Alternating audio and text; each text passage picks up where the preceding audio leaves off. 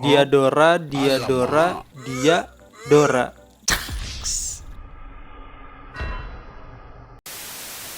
Kenapa ya brand ini sekarang kurang diminati banyak orang? Apakah karena kurang marketing atau karena masanya udah habis aja? Padahal kalau kita telusuri asal-usulnya, brand ini tuh dulunya adalah yang terbaik di Eropa. Walaupun shiftingnya tiba-tiba banget, tapi awalnya mereka bisa menggerakkan pasar atletik Eropa ke kancah dunia. Key Brand, kisah brand dunia hari ke-12.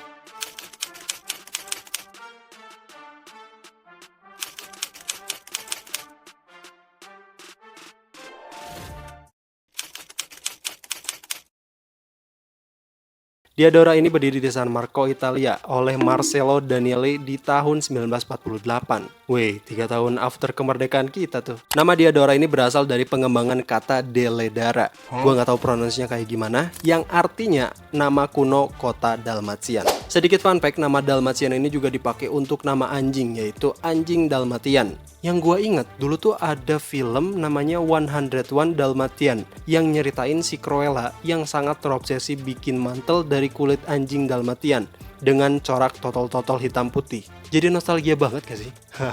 Pada awalnya, Diadora ini bukan bikin sepatu olahraga kayak sekarang. Mereka di tahun 1948 sampai 1960-an itu cuma memproduksi sepatu boots buat hiking dan working boots. Mereka memproduksi sepatunya sendiri dengan tangan para pengrajin mereka di pabrik kecil di San Marco, dan mereka menawarkan kualitas dan fungsionalitas yang maksimal. Jadi nggak heran nama Diadora ini sangat terkenal dengan kualitasnya. Lalu di tahun 1960-an, Marcello ini melihat peluang yang sangat manis, di mana saat itu popularitas olahraga profesional ini mendapatkan momentumnya di hampir seluruh dunia. Dan gak perlu mikir lama, Marcello ini langsung ambil tindakan buat shifting brandnya ke sepatu olahraga profesional. Shiftingnya jauh banget ya kalau dipikir-pikir. Ibaratnya kayak lo biasa jualan gorengan, terus tiba-tiba ganti gitu jadi jualan sepatu culture. Ya walaupun sama-sama gorengan tapi beda aja gitu. Mantap. Diadora memulai sejarah baru dengan membuat brandnya dikenal sebagai brand olahraga profesional di tahun 1960-an.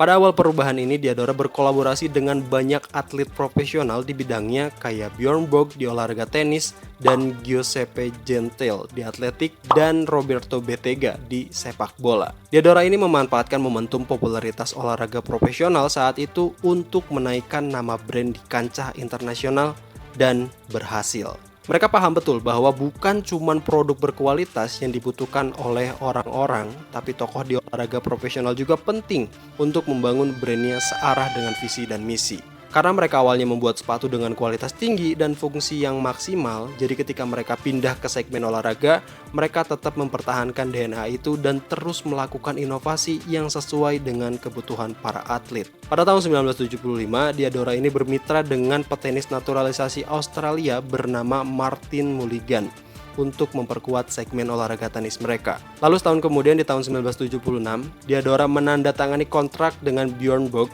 atlet tenis paling masyhur pada masanya.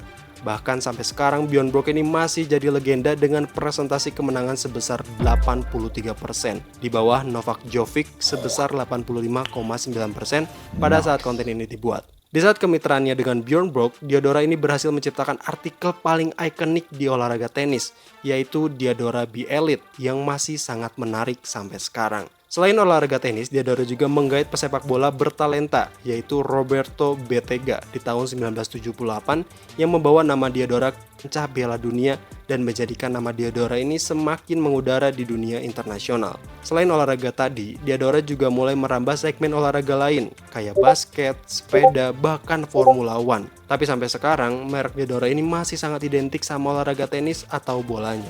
Di tahun 90-an, untuk mengakomodir kebutuhan riset dan inovasi agar lebih cepat dalam berkembang, Diadora ini membangun Diadora Research Center yang terdiri dari teknisi alas kaki, bioengineer, dan dokter ortopedik untuk meningkatkan umpan balik dari para atlet profesional. Emang gak kaleng-kaleng brand satu ini soal teknologi dan kualitas. Tapi sayang disayang, Diadora yang masuk ke Indonesia ini justru versi low end-nya ya, yang punya kualitas biasa aja. Bahkan sering dikira brand lokal karena saking murahnya. Bener nggak? Kayak kebanyakan brand lama yang terkenal, Diadora juga mulai memproduksi sepatu retro mereka dengan membuka kembali lini produksi internal mereka di tahun 2015 yang punya sejarah lebih dalam dan menghasilkan banyak artikel retro paling ikonik sampai sekarang. Di antaranya itu ada Diadora N9000, Diadora Match Winner, Diadora Equip Ita, dan The Elite Series. Kita bisa ambil kesimpulan kalau mendapatkan momentum dan memanfaatkannya dengan benar itu hal yang sulit. Walaupun shifting, Diadora nggak menghilangkan DNA mereka yang punya kualitas terbaik dan fungsi yang maksimal. Tapi ada info seliweran yang bilang kalau Diadora itu model bisnisnya kayak Bata yang punya segmentasi dan tempat produksi masing-masing di setiap negara. Jadi desain dan kualitasnya ini menyesuaikan sama kebutuhan masyarakat di negara tersebut. Emang bener ya? Apakah ini cuman kibulan dari seller Diadora palsu yang cuman pengen cuan buat dapetin market lokal kita? Who knows? Tapi yang terpenting, kalau ada Diadora harga 100 ribuan, please jangan langsung percaya karena itu bisa aja penipuan. Krrr. Tapi ada juga kok yang original dari MAP, banyak.